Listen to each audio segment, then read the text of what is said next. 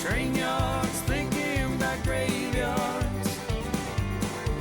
I wonder, Lord, what would they ever write on mine?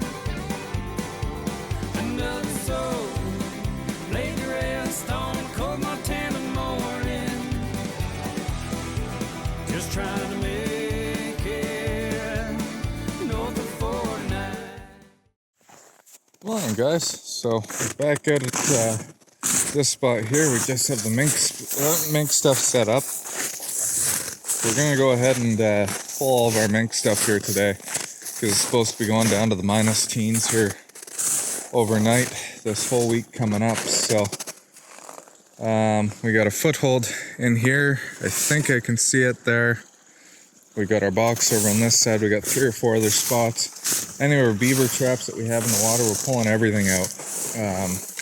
Just because we don't want to be fighting with ice. So just checking this spot here.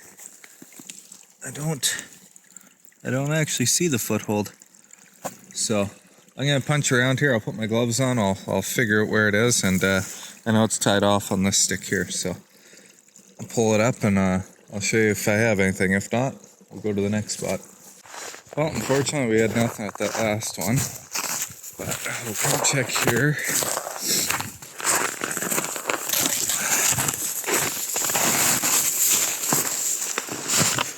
So, doesn't look like there's been anything really moving around at all. But we got this box here. We've got a body grip over there. And we also have a foothold that I don't think I can step near, but it's down under there. And it's definitely frozen in. Let's see. I don't know if we can see through the ice here. Yeah, can't quite tell if anything's been caught or not, so I'm gonna have to chip this one out too.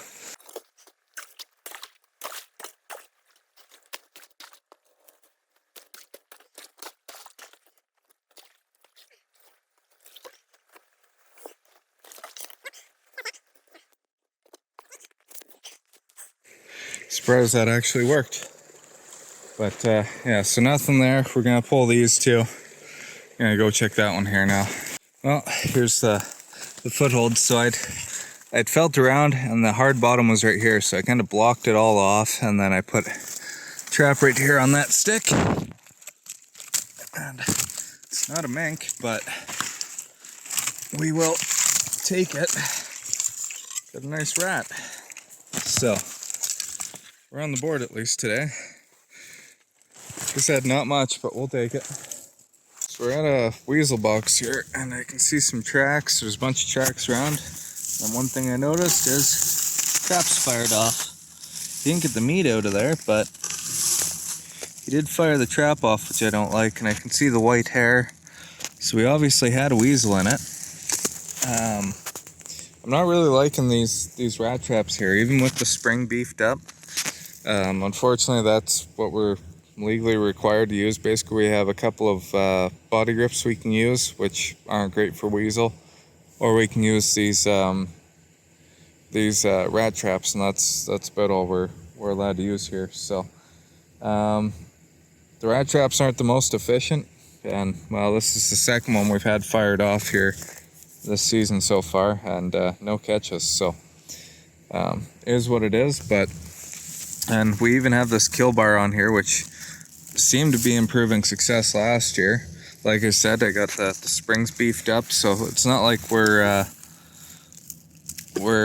just throwing traps out and seeing what happens here. We're making changes to this trap design to try and improve it, and it's still not helping much. So kind of wondering how I set the box. If I set it so maybe they're ducking down going in, it'll be different than if they're standing up going in. So I'm gonna try a few different things that way and see if how they're entering the box changes stuff. But what I'm doing here definitely didn't work. So I'm gonna reset it. I'm gonna put it down below so he's not climbing up and lifting in. Maybe when he's coming in straight, it'll hit him better. But yeah, not great results so far.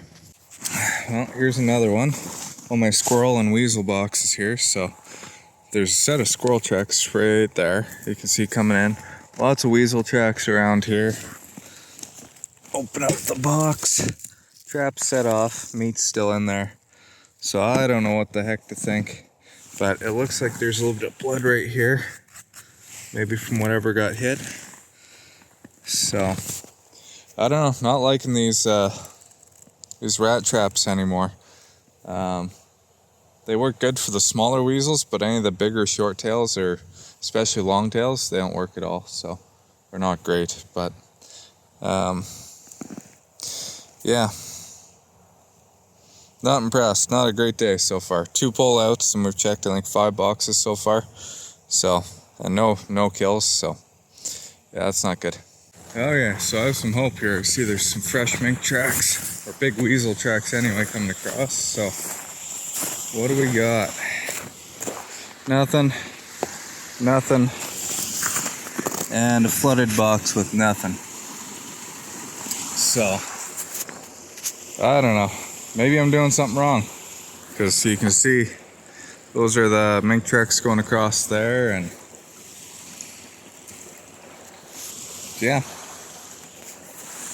I don't know. I think I'm the world's worst mink trapper at this point, but I'm gonna leave that trap there.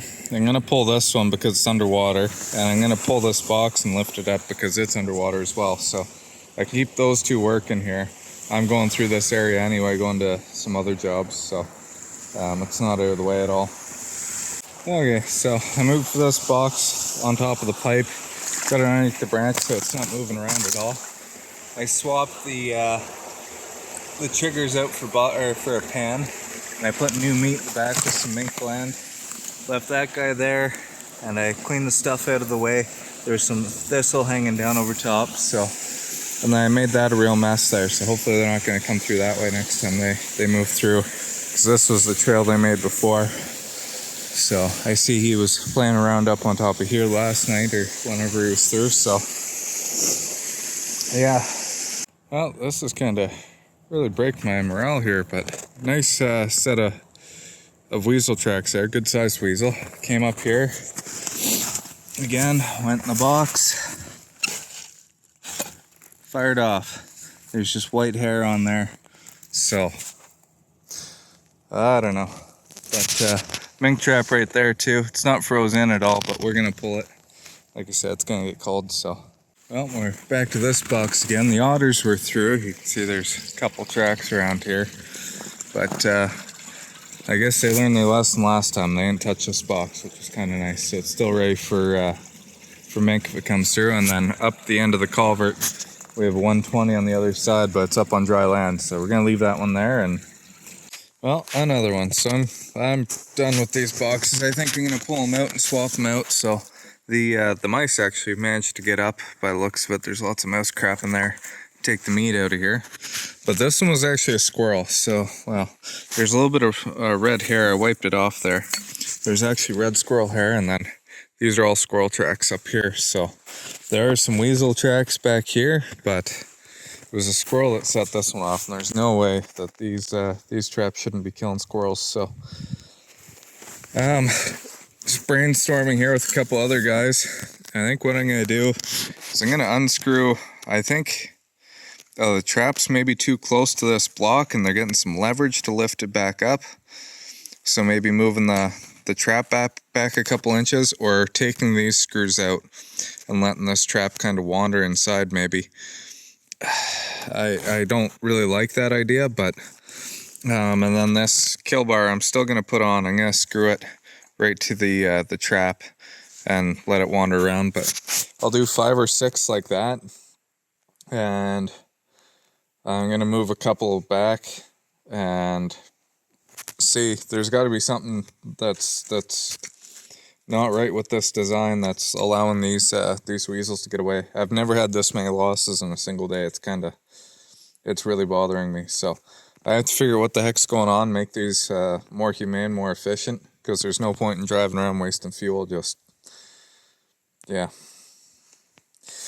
not good. Anyways, so we're going to do some experimenting with these and see what works and what doesn't, because I'll tell you right now, this is not.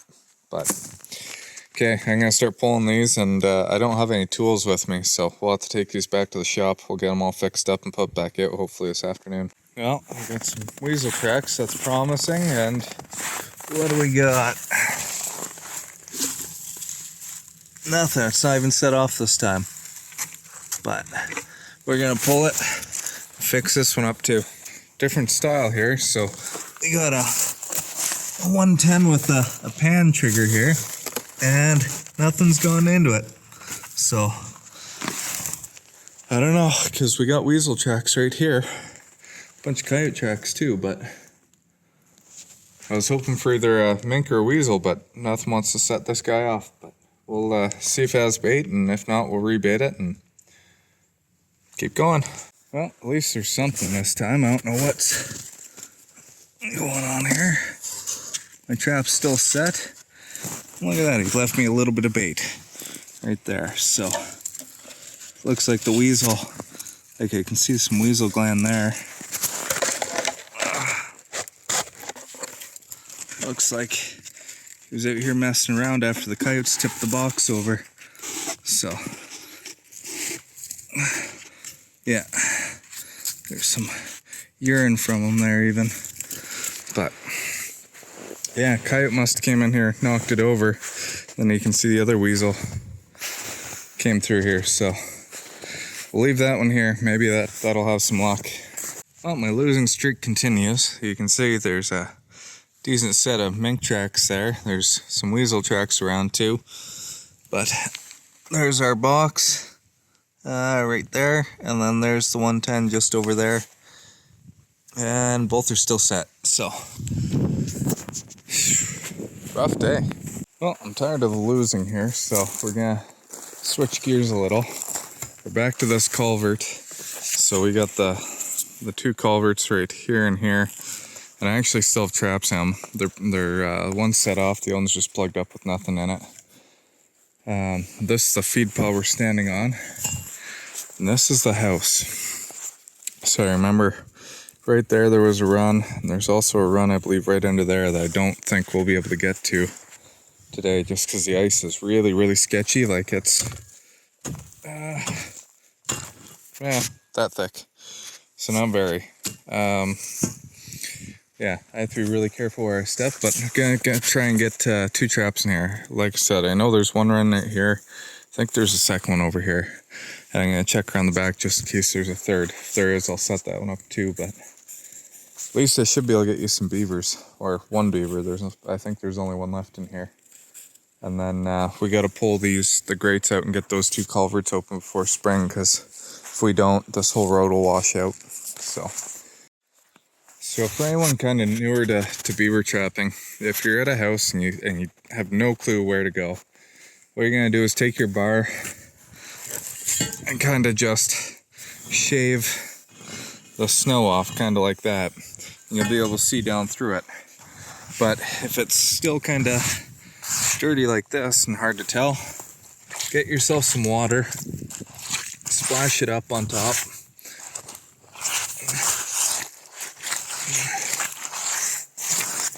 And you can clearly tell that's where the trail is, so that's where we're going to focus.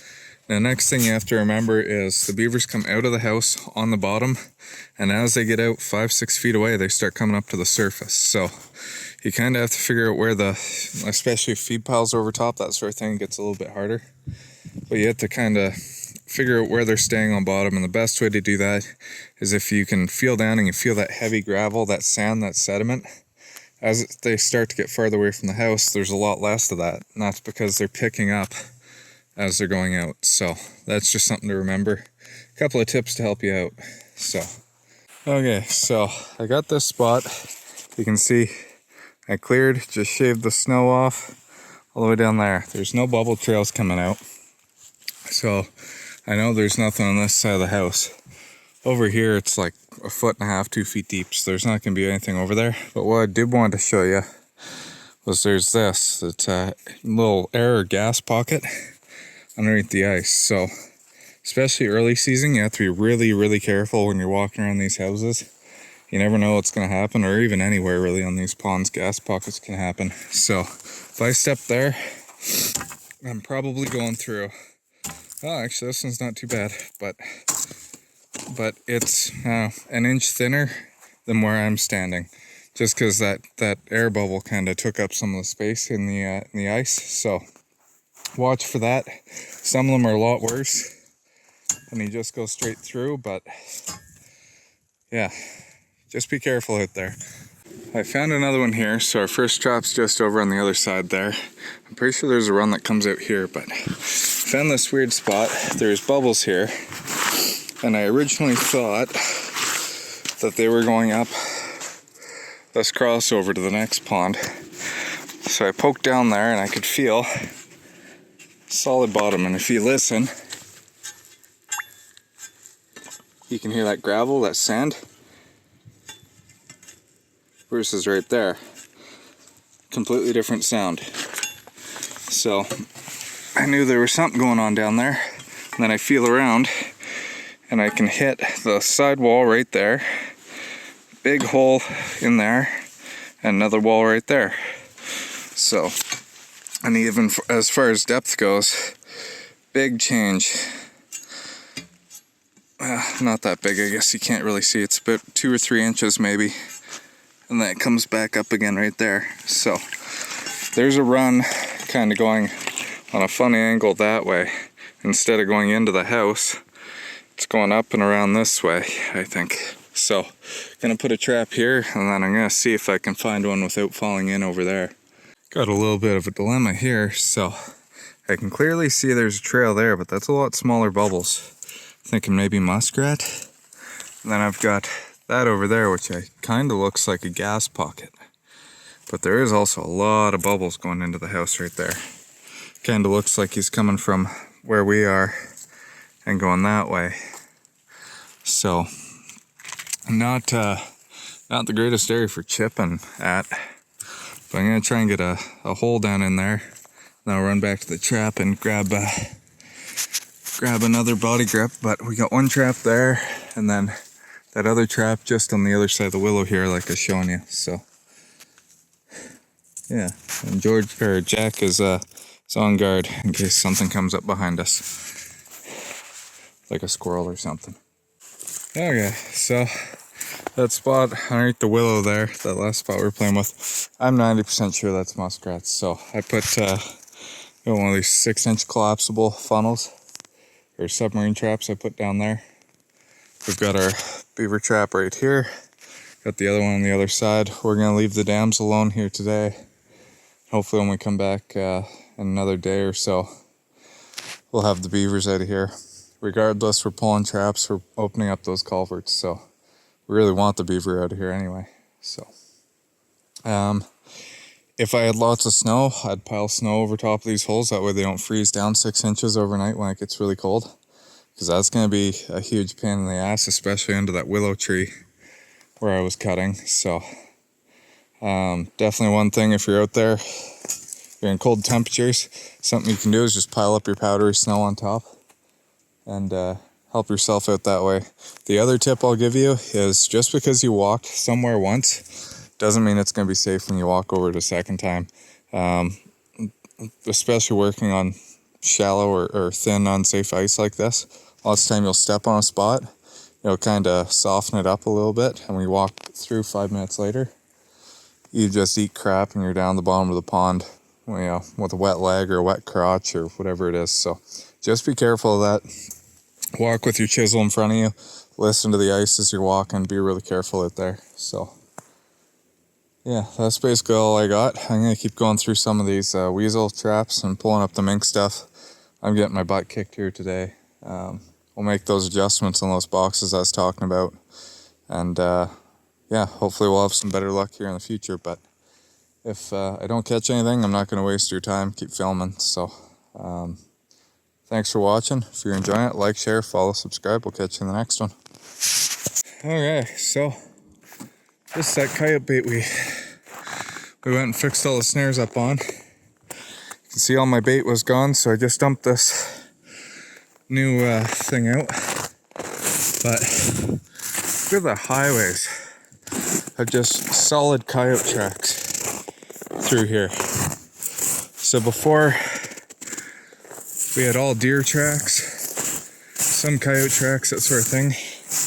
Now it's just packed down trails like this. So that's why I pre-baited. I could easily throw the snares up here and within a few days I'd have probably 5 or 6. So there's that snare that I actually set for you guys and showed you how to set it up. You can see that highway going beside it. So we don't have anything set up here, but you can see how much activity there is.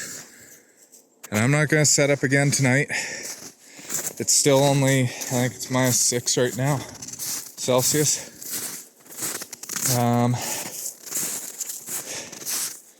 So I'm going to wait. It's not tonight. I think it's Wednesday night or Thursday night. It's supposed to be about -20 for 2 nights in a row here. I'm going to let them eat this. I'm going to come back in on Wednesday.